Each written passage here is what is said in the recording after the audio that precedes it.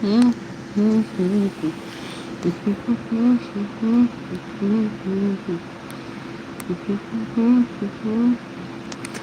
up, YouTube family?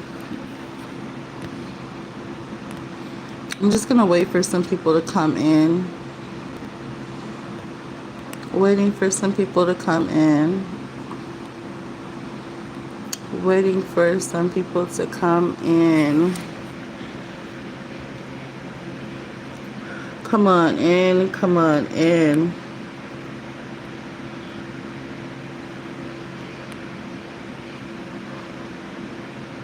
This one is probably like perfect for the topic of tonight.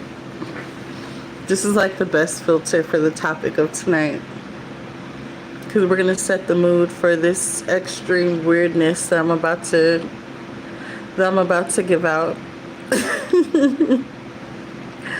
I'm about to set the mood. I was looking for this filter. So, you guys, the topic for tonight is chosen ones are extremely weird people. Okay? That's just who we are. And the Bible talks about how chosen ones are very, very, very, very, very weird people. Okay? We are something called peculiar. Okay? And so what I'm going to do is I'm going to go over some Bible verses with you guys that backs up my claim of how weird us chosen ones are. One thing that I want you to do is I want you to start to claim your weirdness and love your weirdness. Bask in your weirdness and be proud of how extremely weird you are, because God made you like that on purpose. Okay, so we are going to start by Googling the term peculiar, because that's what the Bible uses to define our personality and who we are. Okay, and so the definition of the word peculiar is a strange, odd, unusual, or unusual person. And this is from the Merriam-Webster dictionary. So the Bible refers to us as strange, odd, or unusual people. Okay? And now we're going to go over some Bible verses that backs up how weird we are. Okay?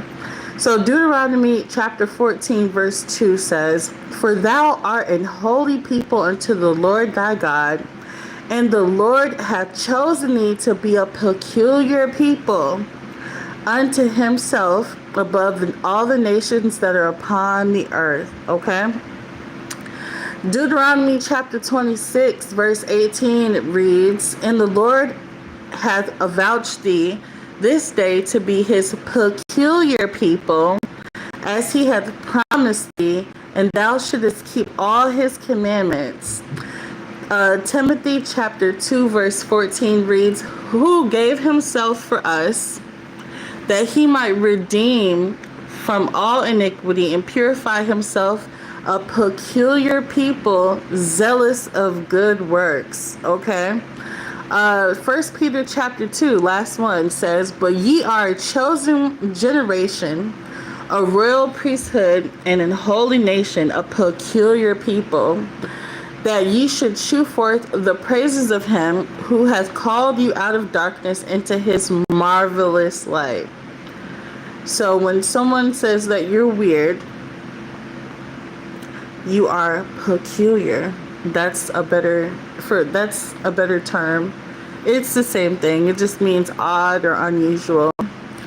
And yes, the Most High made you that way. You're supposed to be weird because you're set apart. So bask in all of your weirdness, okay? Love your weirdness. Be okay with your weirdness. Be proud of how odd and awkward and unusual you are. Spiritually gifted, chosen vessels of the Most High God. You're not average. You're not basic. Your mind is completely out of space. You have like, it's like you think on in a whole new dimension. You're communicating with different realms. You know what I'm saying? With different spirit beings. Like your mind is completely out of this world. It's different. You're different, and that's so special. I love that I'm different. There's no one else like me. No matter how many people try to copy or steal my talking points or whatever, like there's no one else like me, because I'm different. I'm peculiar. And I hope that you chosen ones learn to embrace being weird or odd or unusual, because that is who you are. The Bible says you are a peculiar people for the Most High unto Himself. He made you weird like that for a reason, okay? I just wanted to let you know, good night, weird ones, and bask in your weirdness, bask in your peculiar energy. Love your weirdness. Enjoy being a weird one. Everywhere you go, you leave a mark on people. Nobody's going to forget who you are. Why? Because you're weird. Nobody remembers basic people, but everyone remembers a peculiar person. Okay? I love you. Talk to you soon. God willing. Peace. Be weird. Don't forget.